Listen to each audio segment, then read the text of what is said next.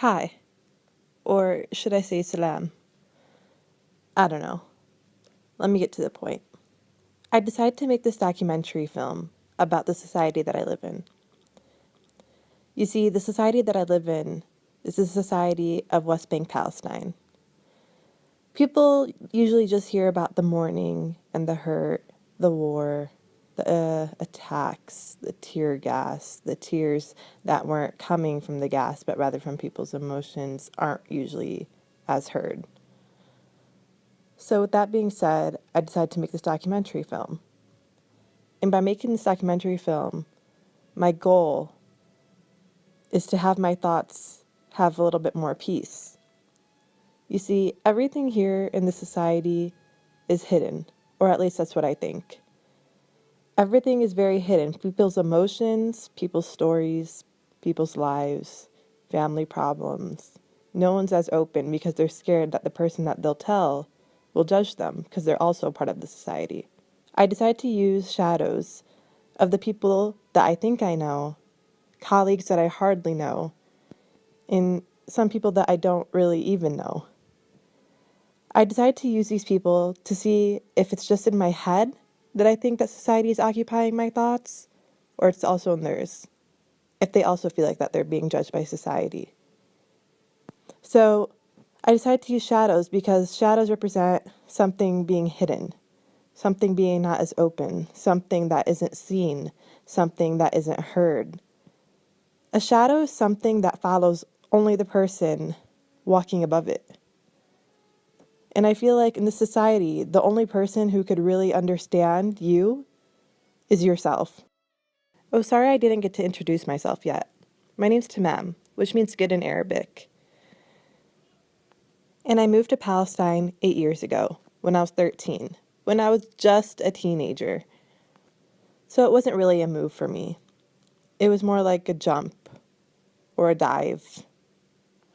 And I knew that Palestine was under occupation already, but no one ever warned me that I'll also be occupied by society's thoughts. I hope that I hear the thoughts of those surrounding me being just like the thoughts in my head, or maybe even worse. That might sound horrible, but it'll give my mind peace at least. 1 through 10, how open-minded do you think your society is? 0.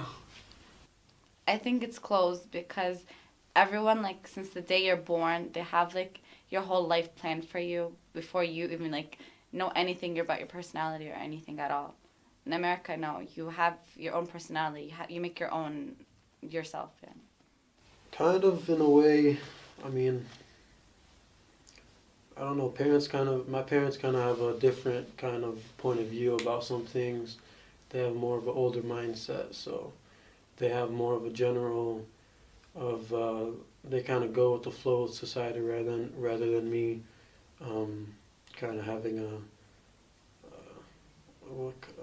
rather than having like a rebellion kind of mindset. Just because you're so used to it. When you're younger, you don't even think of this stuff. It's just when you grow up, you see and you notice the things that's going on around you and how people speak and how people act around you. Okay, the society in Palestine. I mean, I don't want to say they're 100% fully closed-minded, but I have to say, for as in the majority, it has to lean on the closed-minded side because we have the ideal of judging people from the outside before we get to know somebody. And I think that's what makes our society more closed-minded. Closed-minded because they obey the way of religion rather than the way that they should be. They take the Quran as a aspect of how the society should be, even though some stuff they think of it in a different way, and they just make it seem like it's wrong no matter what you do. Minded society, to be honest. It is because of the traditions and the cultures, based on the culture and the traditions in this society, and also due to the occupation in Palestine, people does not have the chance to travel easily from one place to another, and does not have the freedom sometimes to go wherever they wish to because of all of the restrictions. هذا يافع وهذا يافع هذا حلو الصراحة. I love when they do that. حلو مع بعض. That's so cool. هذا حيفا هذا حيفا هذول يافع. Coming here when I was 13, I never imagined that people would judge me for my looks so much. You see, I was always the tall one, the taller one than my friends, so I always looked different when I was a kid. People closest to me would tell me to lose weight, and I was just 13. And the thing with telling kids at such a young age to lose or gain weight is pretty scary. They're just on the look for perfection. They just want their own eyes to be pleased, but they don't really hear. They don't really think about what they're saying. We actually do have to dress a certain way in this society. At least that's what I think. If you dress in a certain manner, in the manner that they don't want you to dress, then it's your own fault that you're being catcalled on the street or looked at in a sexual way. At least that's what their thoughts say aloud. People used to tell me I should lose weight, and when I lost weight, everyone started saying I should gain weight. I don't think that the society really is really worrying about how people really are more than they're worrying about that they need to control how people think and how people do things and what people say. And this is what makes it very critical for me, because I need to know, are they really advising me to do things because they care about me, which is sometimes not the reason, or are they really just wanting me to do certain things their way, not my way.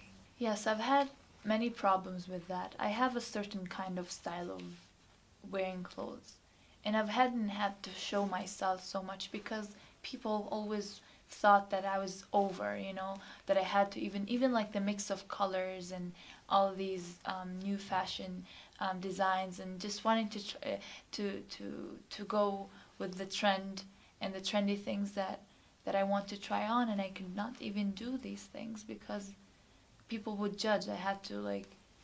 I couldn't even wear like bright colors at some time because I had to like wear certain colors because you're not supposed to wear really bright colored pants or line or checkered blouses or whatever that is. You cannot do anything here unless they'd have to judge you for it. We have the ideal of judging people from the outside before we get to know somebody. And I think that's what makes our society more closed-minded. Yes, honestly, I believe the Palestinian society as a whole does judge other people on how they interact, how they dress, how they talk, who they are, what do they do sometimes. And I would like to say that is a bad thing in our society, that sometimes people, they look at others in a negative way. A small example, in Palestine right now, let's just take a second and talk about the female. And with all due respect to all of the young Palestinian males and females, sometimes if a young female walking down the street and she does not have a scarf on, she's just walking, and she does not have a hijab and or the scarf on, and maybe she is wearing a skirt or something.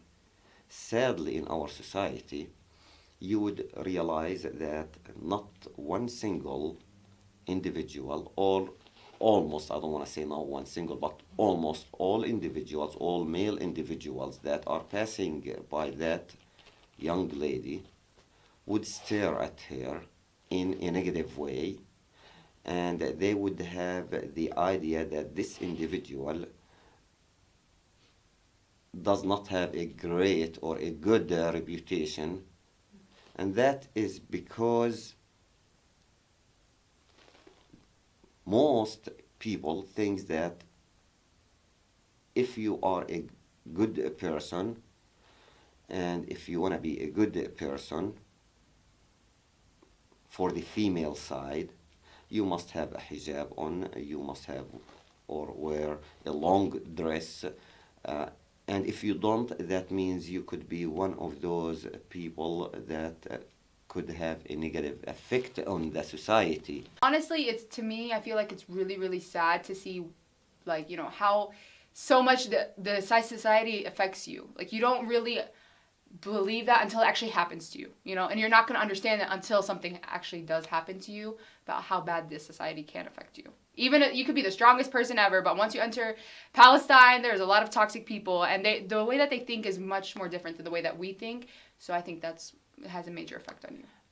And this does cause a lot of problem in the society, sometimes between male and female. So people sometimes does really have to think 10 times about how they dress, how they walk, who they talk to sometimes. But honestly, I don't think this is a good thing in the society, and I believe in my heart and in my mind at this time, or the present time, a lot of young females, they put the hijab on because it is this modern style. They do not put it on because it is an order that was given by Allah subhanahu wa ta'ala to all females to cover their body.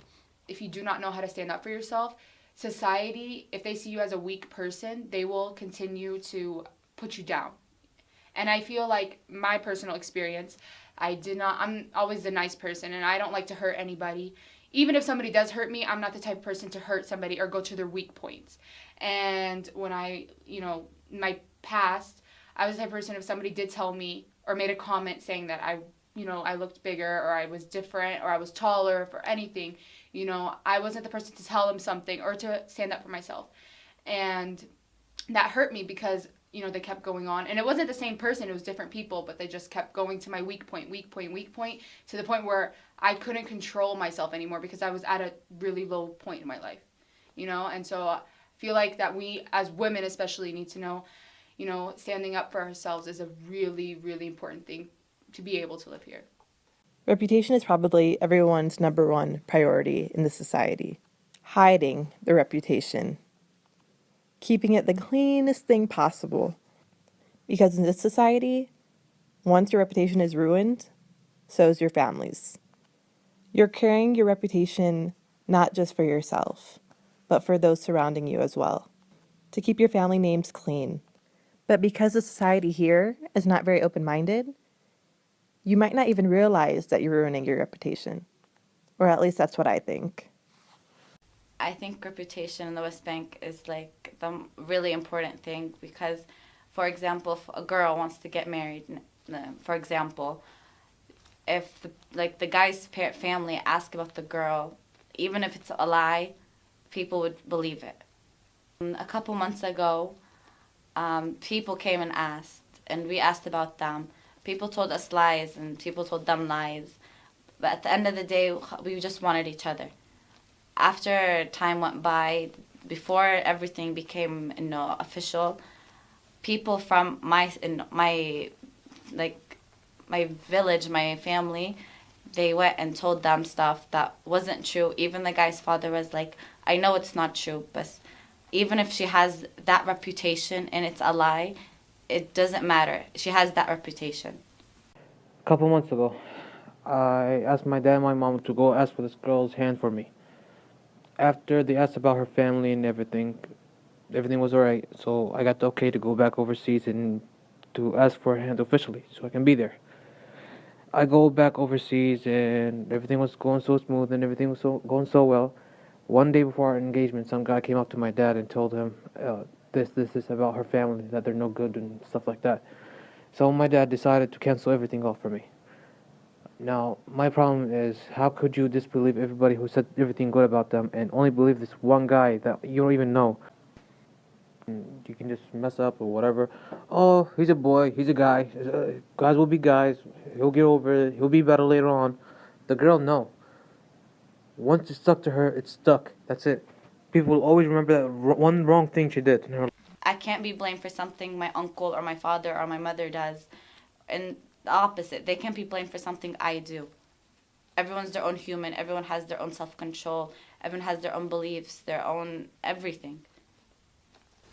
Reputation in the West Bank is probably a really essential factor, because the West Bank is really diverse, and at the same time it's really small.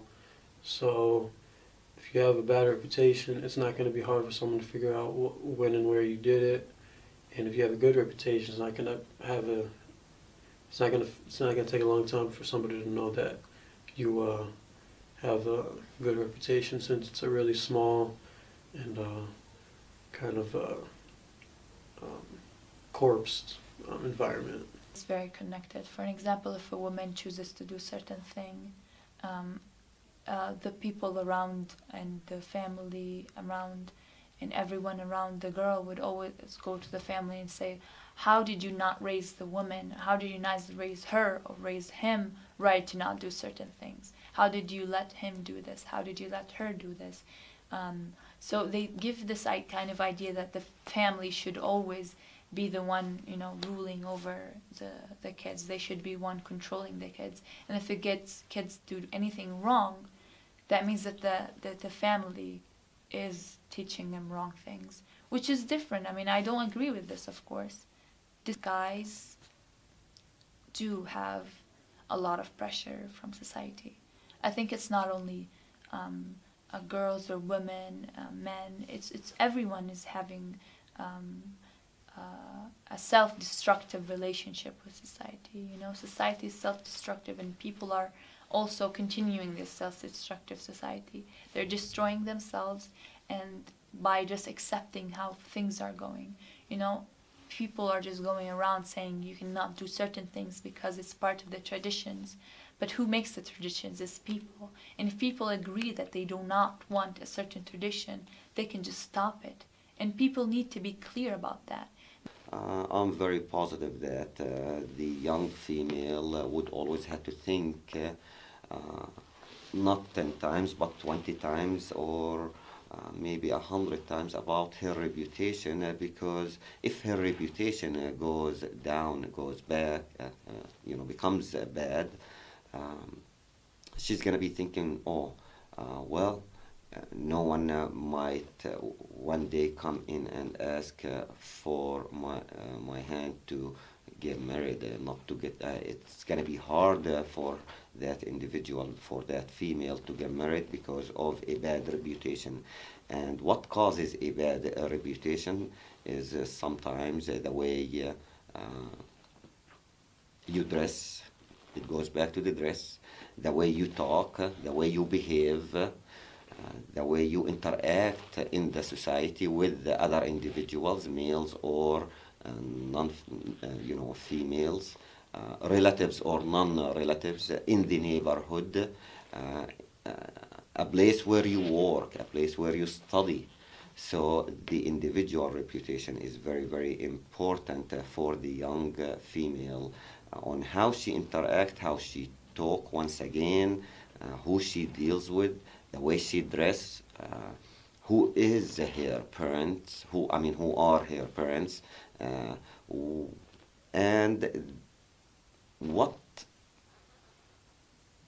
does she do sometimes on daily basis with her friends, if she was with her friends. First of all, you have to understand one thing. What others think of you does not define who you are.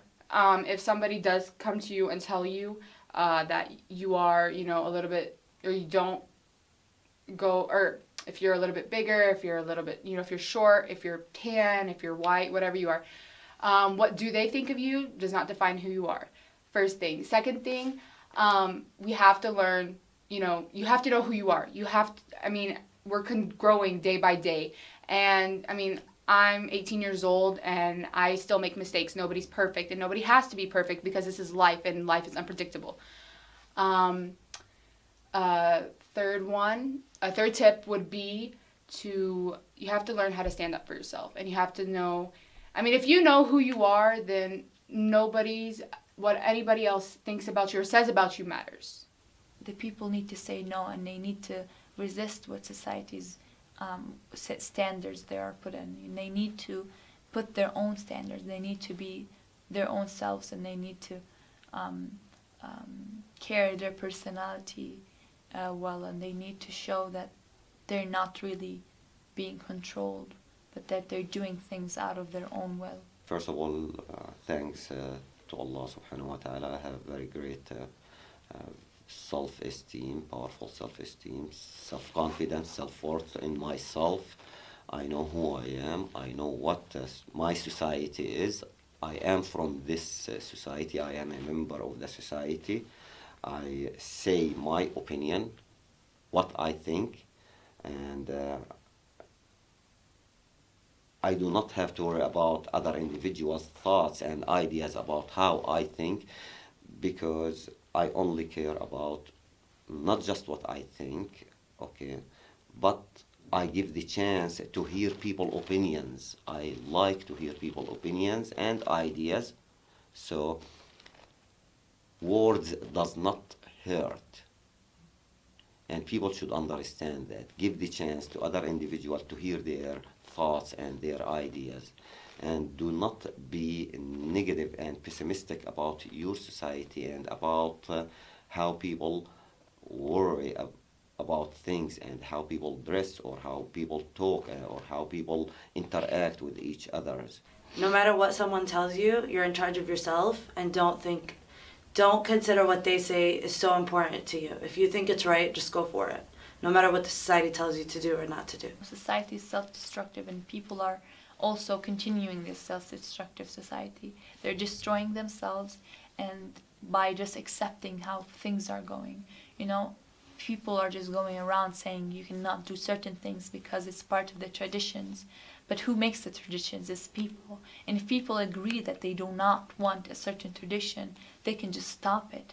And people need to be clear about that. They need to go ahead and say, we need this, we want this, we don't need that, we don't want that. And I feel like we have, and now should be the time that people do that. Whether it's guys, whether it's girls, they need to go out in the streets and say, we need social justice. We need in a society to feel like we're not being ruled.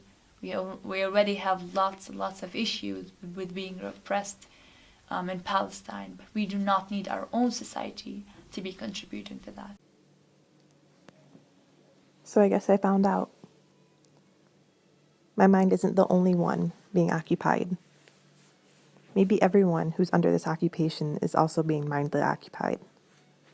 And I guess that's okay. And I guess we learn from it. And I guess that we all hurt sometimes from society, whether you be under occupation or not.